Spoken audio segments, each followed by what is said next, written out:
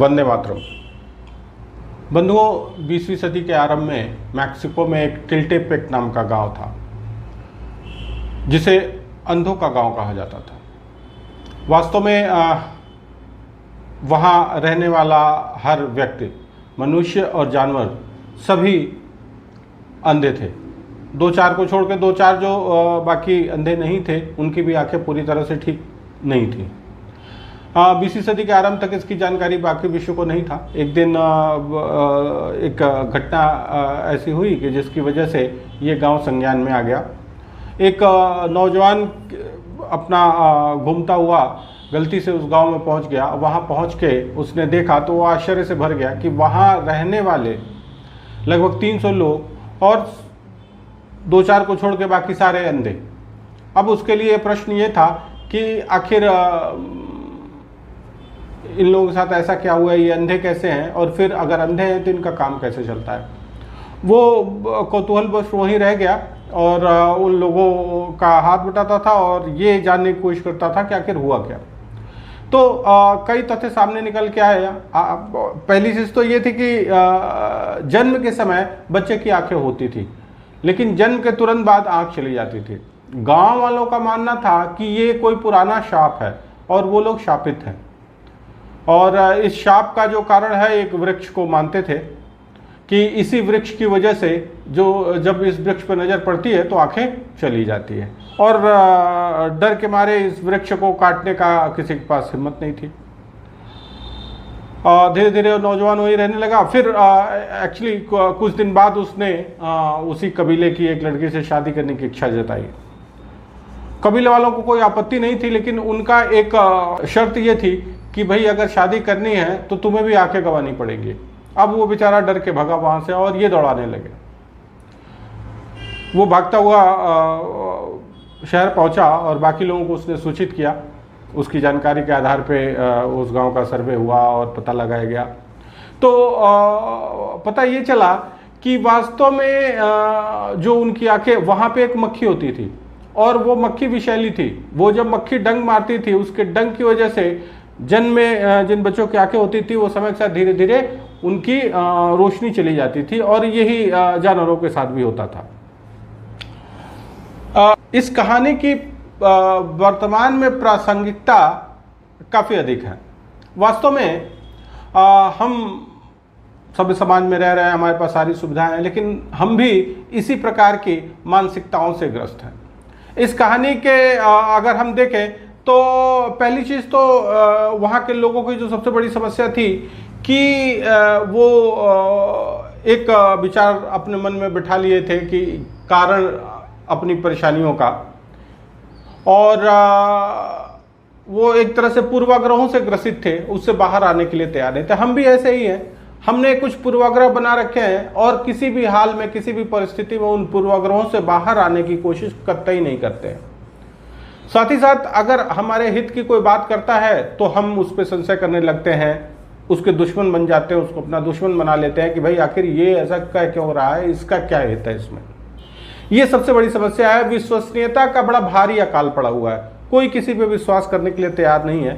ऐसी परिस्थितियों में थोड़ा सा एक सामंजस्य बिठाना और समरसता बड़ा भारी काम हो गया है। दूसरी जो सबसे बड़ी हमारी समस्या है वो ये है कि हम अपनी असफलताओं के लिए, अपनी परेशानियों के लिए एक कोई ना कोई जिम्मेदार ढूंढ लेते हैं, जिससे ये ऐसा करके हम अपने जीवन को आसान बना लेते हैं। जैसे वहाँ के लोगों ने एक वृक्ष को जिम्मेदार बना लिया था और उसको काटने से वो डरते थे कि अपशगुन हो जाएगा। अब ये बताइए कि इससे बड़ा अपशगुन क्या होगा कि सबकी आंखें नहीं हैं, किसी तरह से घुट घुट के जीवन उनका चल रहा है, और फिर भी लोग उसको काटने से डर रहे हैं। डर के मारे कोई उसको काट नहीं रहा। सिमिलरली हम वर्तमान में यही सोचते हैं कि ये हो जाएगा, वो हो जाएगा, और हम किसी भी चीज़ का विरोध नहीं कर पाते हैं। और एक जो कहते हैं ना कि बस काम चला रहे हैं। जैसे वहाँ के लोग, भाई पता नहीं कितने दिन, वर्षों से उनका काम चल ही रहा था ना, तो हमारा भी काम चल ही रहा है और हम इसी के पक्षधर भी हैं, सोचते हैं चलो काम चल रहा है। तो ये जो चल रहा वाला एटीट्यूड है, ये सबसे बड़ी समस्या इसकी वजह से आती है कि भाई चलो ठीक है, कुछ तो चल रहा है, चल रहा है।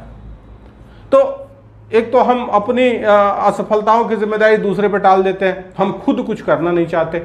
और दूसरी चीज कि भाई जैसा चल रहा है चलने दो, और इसी का फायदा कुछ धूर्त लोग समय समय पर उठाते रहते हैं।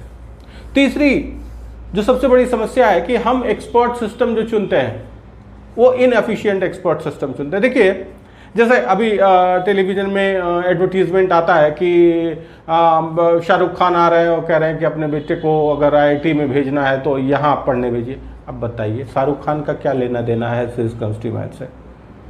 वो आपको गाइड करेंगे।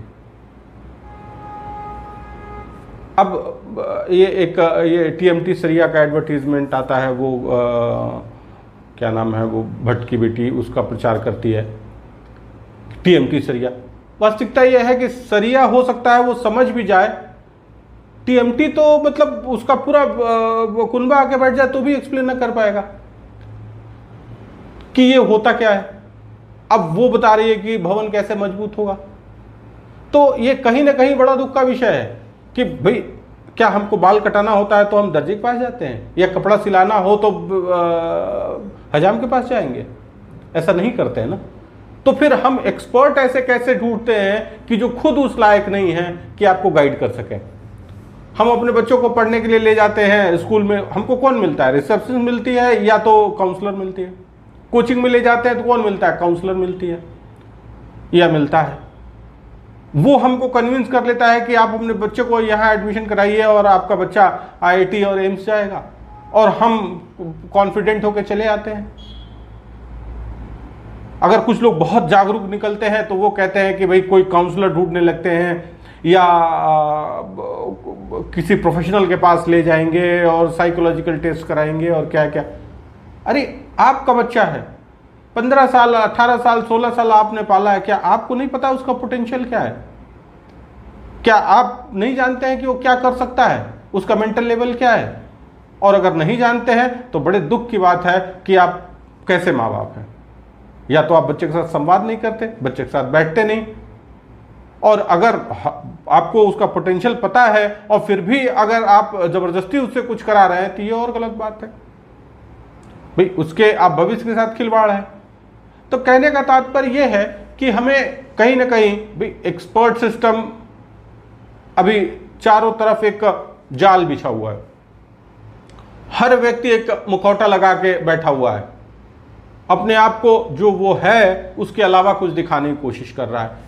और हम भाई हमें तो सजग रहना पड़ेगा ना। हम उनकी बातों में कैसे आ जाते हैं? वो कहते हैं और हम मान लेते हैं। अब तो मार्केटिंग की टीम बन गई है।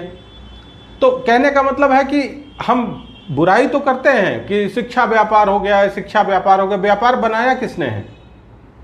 व्यापार आपने बनाया है, सर्विसेज के खरीदार आप हैं, समाज है। तो भाई अगर आप लूटने के लिए तैयार हैं तो लूटने वाला क्यों पीछे हटेगा? आप अपना रिसोर्स खराब करते हैं, बच्चे का भविष्य खराब करते हैं। और देखिए अभी तो समस्याएं शुरू हुई हैं। अभी देखिए बहुत सारे मैं देख रहा था कि कहीं किसी कोचिंग संस्थान में टीचर को उठ के बच्चा पीटने लगा। आखिर ये कैसा टीचर है? उसी में 2-4-6 महीने पहले सारे टीचर्स इकट्ठे होकर कह रहे थे कि आप पढ़ने का माहौल नहीं है, बच्चे ना भेजें। अब ये बताइए, हम कह रहे हो सारे टीचर झूठ बोल रहे हो। तो सोचने वाली बात यह है कि पढ़ाने वाले तो टीचर ही है ना, और जब टीचर ही कह रहा है कि माहौल ठीक नहीं है तो इसका मतलब वो नहीं पढ़ाएगा ढंग से, और फिर भी आप भेज रहे हैं। और एक साइकोलॉजिकल ट्रैप है कि भाई हम ये स्कॉलरशिप दे रहे हैं, वो दे रहे हैं। तो ये आप सबसे बड़ी चीज ये है कि भाई आप एक्सपर्ट सिस्टम का चुनाव बहुत सोच समझ के करें। अन्यथा देखिए काम चलने वाला कि चलो भाई ये नहीं तो वो नहीं तो वो, जैसे तैसे काम चल ही रहा है। तो सबसे बड़ी चीज है कि आप बच्चों के साथ संवाद खुद करें और किसी और के बजाय आप किसी नतीजे पर पहुंचे। और चूंकि देखिए हर माता पिता को अगर वो ज़बरदस्ती सुपरफिशियल उस पर अपने एस्पिरेशन ना थोपे, तो हर माता पिता को पता है कि बच्चे का पोटेंशियल क्या है। तो अभी इस समय अपने देश में भी बहुत सारे ऐसे फील्ड हैं कि जो इवन IITs और IIM के बराबर हैं, या इवन उससे बेटर भी कह सकते हैं। तो हमें और जो फील्ड्स हैं, जो एवेन्यूज़ हैं, उनको एक्सप्लोर करने की ज़रूरत है, न कि एक स्टीरियोटाइप। लाइफ साइंसेज में इतनी सारी नई अपॉर्चुनिटीज़ हैं, रिसर्च में इतना सारा हम कहने के लिए तो बहुत इंफॉर्मेशन है हमारे पास, और बहुत अवेयर हैं, और एक्सपोजर बहुत हाई है क्योंकि हम बड़े शहरों में रहते हैं। लेकिन वास्तविकता ये है कि हमारे पास कोई जानकारी नहीं है, हम एकदम सन्नाटे में हैं। बस ये दिखावे वाली बातें हैं, कहने की बातें हैं कि हम ये जानते हो, कुछ नहीं जानते। तो कहने का तात्पर्य यह है कि जानने की कोशिश करें। बहुत सारे और फील्ड्स हैं, बहुत सारी ऐसी जगह हैं जहाँ बच्चा बहुत अच्छा कर सकता है। तो करियर का चुनाव करते समय, फ्यूचर का चुनाव करते समय किसी एक्सपर्ट पे पूरी तरह से रिलाई करने की आवश्यकता नहीं है। हमें खुद भी कुछ होमवर्क करना चाहिए, बच्चों के साथ संवाद करने की आवश्यकता है, जिससे बच्चों पे दबाव कम हो। और बहुत सारी ऐसी घटनाएं हैं जो रोकी जा सकती हैं, जिसमें ऐसा नहीं, मैं नहीं कह रहा कि केवल सुसाइड ही एक ऐसी है, बहुत सारी बच्चों के भटकने के बहुत सारे स्कोप हैं। अभी बच्चे जो घर से जा रहे हैं, वो कहाँ जा रहे हैं, क्या कर रहे हैं, ये मॉनिटरिंग भी बहुत आवश्यक है। तो आज का जो अपना विषय था वो यही है कि एक बार एक्सपर्ट सिस्टम का चुनाव करते समय बहुत सजग रहने की आवश्यकता है। हमने अपना विषय रखा है, आप इसका मूल्यांकन करें। धन्यवाद।